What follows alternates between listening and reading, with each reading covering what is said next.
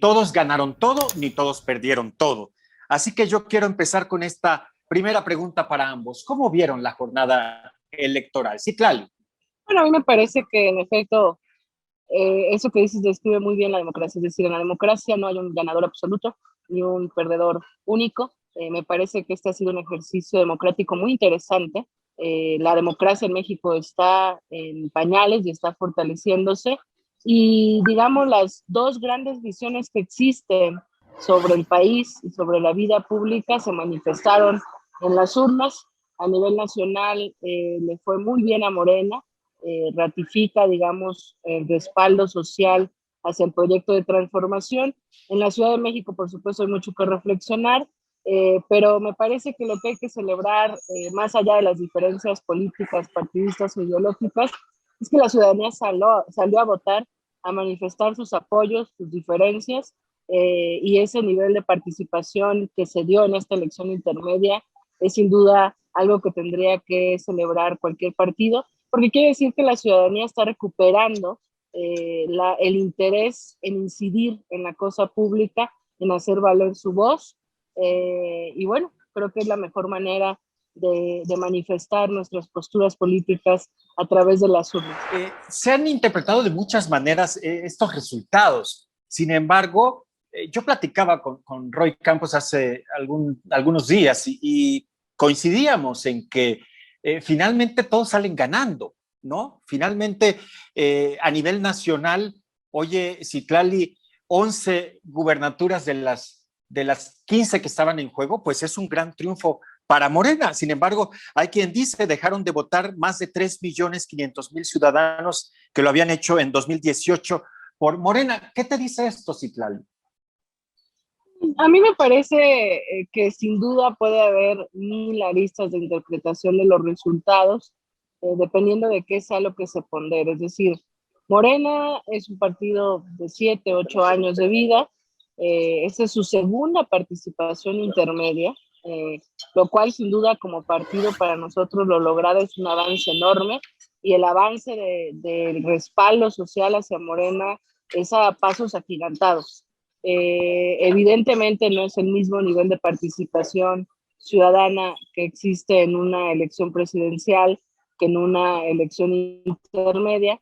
Desde distintas aristas donde pudiéramos interpretar, creo que cada quien puede eh, aterrizar distintas conclusiones. Sin embargo, a mí sí me parece que lo logrado por Morena es sin duda exitoso, porque estamos en dos grandes visiones de país, quienes decidieron unirse, aun cuando decían que eran diferentes, el PRI, el PAN, el PRD, que fue una alianza que tiene sus éxitos. Es decir, realmente ningún partido solo le hubiera ganado a Morena, lo cual fortalece la presencia de Morena como partido político.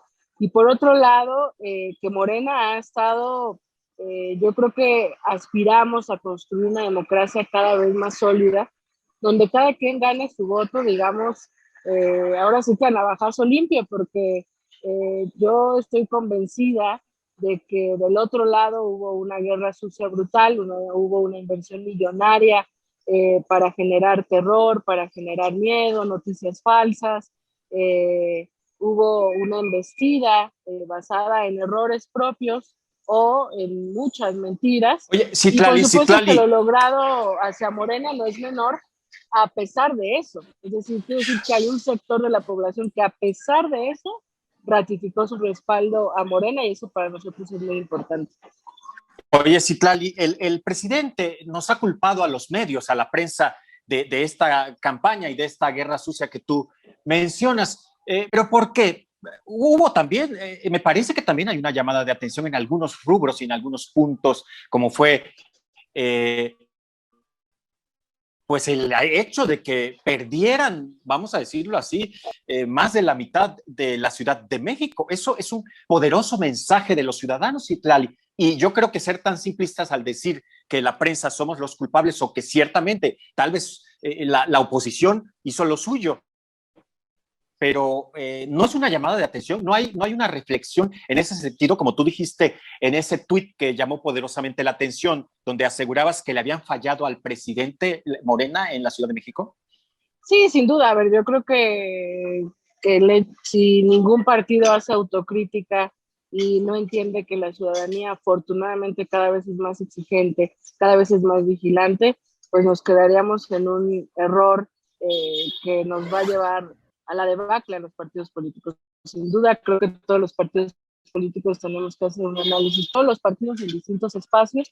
Evidentemente en la ciudad hay un tema, yo fundamentalmente decía en este tweet que señalas, que el partido en la ciudad no hizo lo suficiente para contrarrestar estas narrativas, que yo no creo que es una acusación a la prensa o a los periodistas, Tony. Yo sí creo que el papel de los medios de comunicación, de algunos medios de comunicación, que no hay que olvidar que son empresas, que tienen intereses, que tenían una gran luna de miel con otros gobiernos, ahora como nunca han estado abiertamente, a veces creo que criticar es lo mejor que puede pasar en una democracia, pero a veces señalando cosas sin mucho argumento. Y no podemos negar que esta narrativa de que estamos destruyendo el país, de que Andrés Manuel es un autoritario, de que vamos a hacer Cuba y Venezuela y comunistas y lo que sea que esto pase en la mente de algún sector en el que lamentablemente sí pegó, no podemos negar que es una narrativa con toda la intención de generar temor. Entonces, claro que no podemos hacer un análisis simplista, hay errores, hay alejamientos que yo creo que tenemos que corregir, tenemos que acercarnos más a la clase media en la ciudad, tenemos que fortalecer y visibilizar nuestros logros, nuestras posiciones progresistas en una Ciudad de México que además es de vanguardia, es de avanzada, desde que tiene elecciones ha votado por la izquierda, pero yo por eso digo, hay muchos elementos en el ambiente.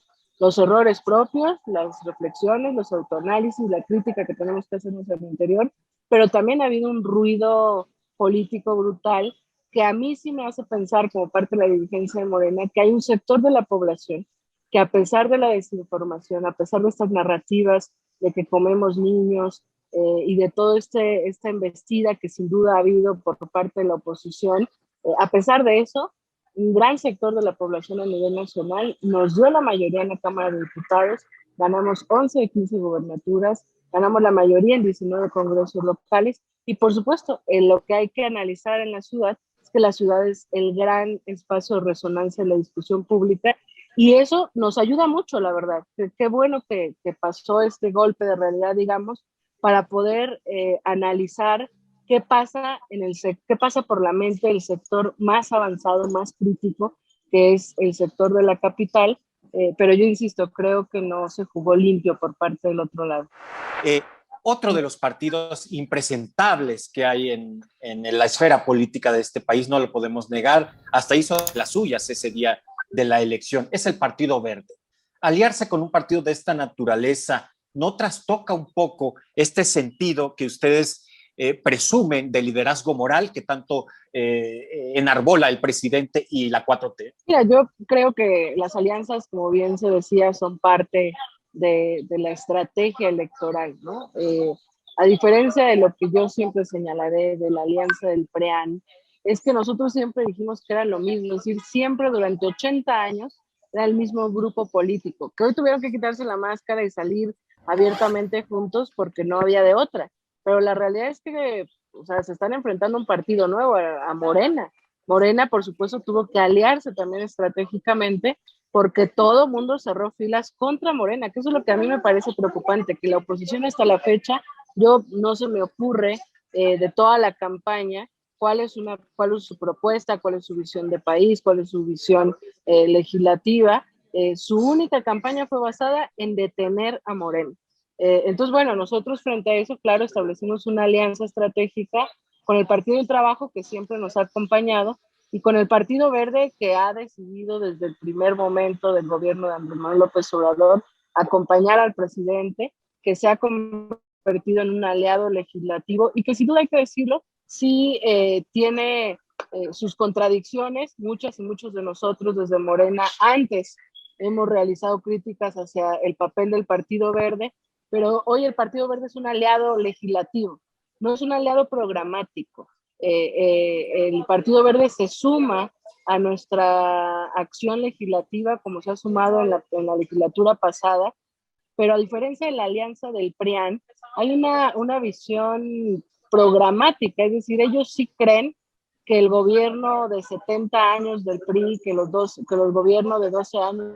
Nosotros queremos transformar este país, no administrar ni gobernar nada más. Queremos transformarlo. Y hay instituciones que no han funcionado de la mejor manera, lo que nadie tendría que asustarse de mejorar las instituciones, de cambiarlas. Yo creo que esta narrativa debería de perder legitimidad, aparte de quienes sí estuvieron en el país, de quienes se ensangrentaron, de quienes hicieron una práctica política gubernamental, la corrupción, de quienes aprobaron leyes a través de sobornos. Sus gobernadores están hoy en la cárcel, hoy están con dudas sobre su actuar político, financiero. Es decir, pareciera que PRIAN ahora normaliza su alianza y olvida las propias críticas, que el peso para nosotros es una incongruencia, porque ellos sí están agrupados en torno a recuperar un país donde una élite política y una élite económica gobernaba, simulaba que gobernaba y generaba narrativas para decir que todo estaba muy bien. En cambio nosotros, nuestra alianza con el Verde es una alianza legislativa. Yo creo en la honestidad como una práctica política de vida, y yo muchas veces he generado críticas hacia el papel del Verde en otros momentos, y ahora, bueno, el Verde se ha sumado a esta visión legislativa que hemos generado, y bueno, en eso creo que hemos coincidido y hemos caminado juntos. Sí, gracias, Citlali. Pues ya ahí está este asunto de los influencers, ¿no?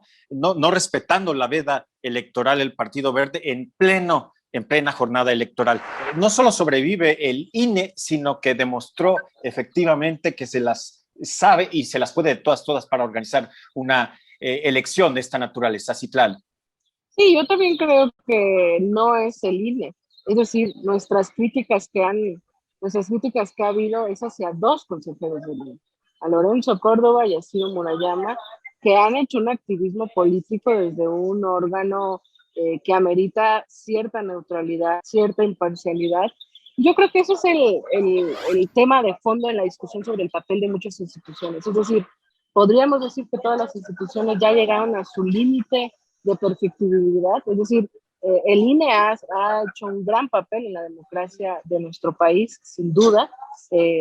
Forma parte de los avances democráticos de este país, donde apenas hace unas cuantas décadas las elecciones las organizaba el presidente de la República, donde hemos tenido en 30 años por lo menos 3 fraudes electorales.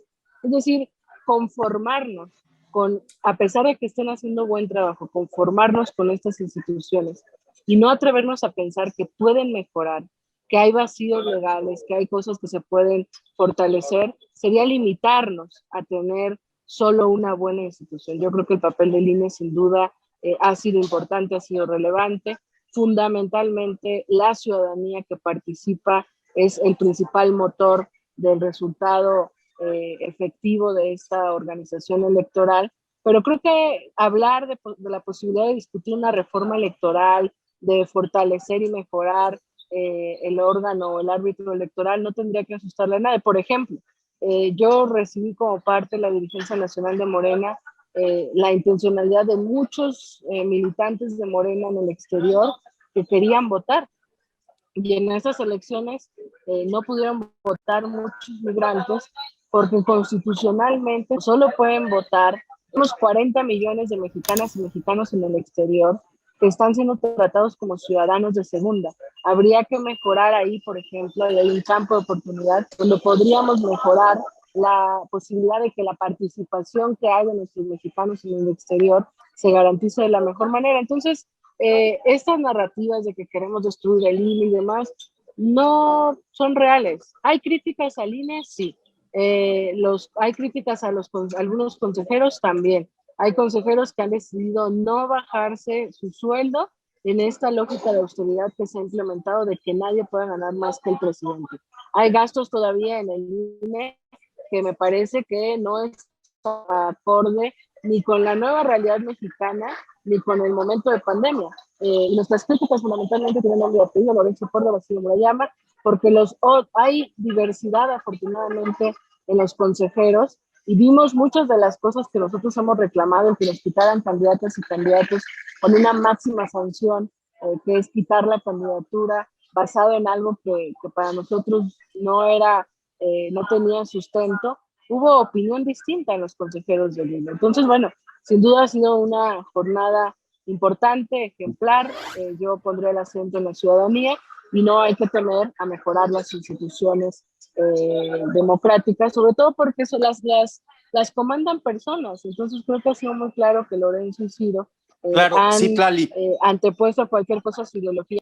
Citlali, coincido contigo. Siempre pueden las instituciones mejorar. Sin embargo, sí se pretendió en algún momento dado, quizá ahora, dado el resultado de estas elecciones, ya no se tenga o ya no se pueda las intenciones de alguna manera que tuvo o que le pasó en la mente al presidente y que lo dejó claro varias veces. Porque tú mencionas de fraudes electorales, pero bueno, recordemos que uno muy sonado, el del 88, bueno, fue organizado por el secretario de Gobernación, que en ese momento era Manuel Bartlett, por cierto, y eso es a lo que nos atendríamos, como bien dice Santiago, si volviéramos a dejar en manos del gobierno las elecciones.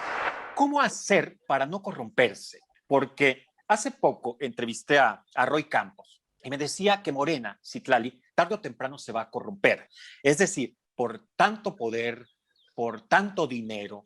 Y lo mismo te preguntaría yo a ti, Santiago. ¿Cómo le van a hacer para no corromperse? Sí, claro.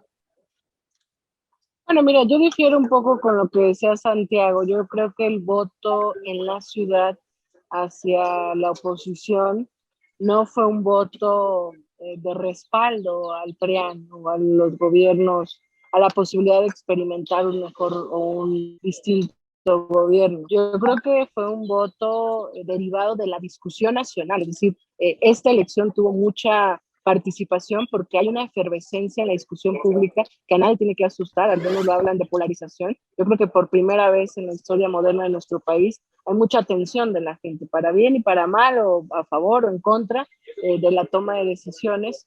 Y este discurso de los contrapesos, de no convertirnos en Venezuela, de el presidente está destruyendo el país, etcétera, permeó en un sector que dijo, ok, incluso en un sector, ahí nosotros lo hemos reconocido, que tradicionalmente ha votado por nosotros y que en la Ciudad de México, por esa visión crítica, por la ausencia de un partido sólido, etcétera, no pudimos contrarrestar esta narrativa y sin duda ese sector votó contra Moreno en algunas errores o en algunas creencias que se tienen sobre nuestro proyecto, pero no a favor del PRIAN. Y a mí me parece que eso es muy interesante porque vamos a tener una ciudad contrastada, en efecto. Y yo creo que una alianza donde hay mucho corrupto va a terminar peleándose la disputa del poder y la disputa del dinero en vez de gobernar. A ver, la alianza Citlali, con Citlali, el PRI, por Citlali, ejemplo. permíteme un segundo, permíteme interrumpirte, sí, por favor. Pero en un sentido autocrítico, no se puede pensar que el ciudadano, el capitalino, el chilango, haya ejercido un voto de castigo por el manejo de la pandemia, por cómo se manejó el poco o nulo apoyo a los ciudadanos y a la economía. Y después lo que pasó ciertamente con el derrumbe del metro, porque el metro se derrumbó por corrupción, ¿no? Entonces, entre otras cosas, Citlali, no es ponerse a pensar ahora, a tiempo, antes de que otra cosa suceda en el 2024. No, sin duda. O sea, yo justamente lo que creo es que hay más un voto posible de castigo hacia Morena por algunos errores, por no contrastar algunas narrativas, que de respaldo al PRIAN. O sea, la alianza con el PAN, del PRI con el PAN en la ciudad, fue con Cuauhtémoc Gutiérrez de la Torre, que es un criminal. Él es parte de quien financió la compra de votos que sin duda tuvo el PRIAN. La guerra de sucia que sí se colgaron de la línea 12 y lamentablemente esa tragedia todavía tiene muchas respuestas que tienen que darse. Digamos, respondiendo a tu pregunta concreta sobre el tema, sin duda, la historia política, la historia partidista de nuestro país ha demostrado que todos los partidos que han iniciado con un dogma, con una ideología, con principios muy claros, lamentablemente se han ido degradando. El PAN inició con una ideología muy distinta a la que hoy practica. El PRI igual, son herederos de la revolución. El PRD, bueno, ni se diga, es el mayor ejemplo de cómo se degrada un partido político. Morena en 7 años de vida tiene el gran reto, y en un crecimiento brutal que hemos tenido, tiene el gran reto de modificar la cultura política, porque no basta solo con tener espacios de representación, con tener gubernaturas, con tener buenos gobiernos. Es urgente que Morena avance en la consolidación del cambio de cultura política, que la cultura política basada en el amor al poder, en el perderse frente al dinero, en las viejas prácticas, es una práctica política que no termina de morir y tampoco termina de nacer otra. Entonces, para mí, como parte de una generación que nació en Morena, que sí cree en una manera distinta de hacer política, a pesar de los errores y contradicciones que todos los partidos tienen, sí se convierte en un imperativo urgente poder acelerar el cambio de cultura política, porque no podemos replicar los errores que ya han cometido otros partidos. Sin duda no es un reto fácil. Conforme crecemos, conforme tenemos más espacios de representación, se agudizan los riesgos, pero bueno, eso es parte de lo que nosotros tenemos que dar de resultados a la gente que cree en nosotros y a los que incluso no creen que podamos ser distintos. Pero bueno, llevamos 7 años de vida, los otros partidos que llevan décadas de existencia ya han demostrado que les ha sido muy difícil cambiar, que al contrario han ido fallando. Esperemos que Morena trate de combatir de manera sus errores y contradicciones y se convierta en lo que fundamos este partido, que fue hacer política totalmente distinta. Yo quiero preguntarles antes de despedirnos, ¿qué sigue? ¿Cómo viene el 2024?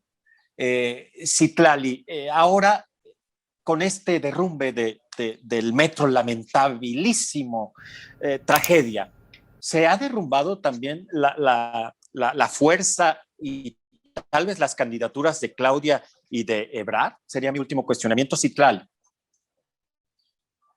Mira, yo creo que sigue fortalecer la participación de la ciudadanía, que al final cada vez el voto que se ejerza hacia una u otra opción política tenga mayor criterio, mayor información. En la Ciudad de México va a estar muy interesante, contrario a estas narrativas que a veces se generan. Es decir, Morena gobierna la ciudad con una jefa de gobierno muy bien evaluada. La derrota no es de la jefa de gobierno, es una derrota de la ausencia del partido, de la falta de dirigencia estatal que, digamos, fortaleciera nuestro trabajo. Toca que todos aprendan de sus derrotas, que defendamos nuestros triunfos, que demos resultados, o sea, queremos más representaciones para dar resultados, no para tener números y tener trofeos. Y a Morena, por lo menos en lo que le toca, necesitamos dar resultados de gobiernos diferentes, de gobiernos honestos, en cada espacio que gobernaremos en la ciudad del país. Y bueno, también aprender de nuestros errores, de nuestras ausencias. Se ha cortado un poco tu mensaje, pero yo quiero agradecerte, Citlali, la generosidad de tu participación en este programa y otras entrevistas que hemos realizado anteriormente. Gracias por siempre estar dispuesta a comunicarte con un servidor y sobre todo con el público. Gracias.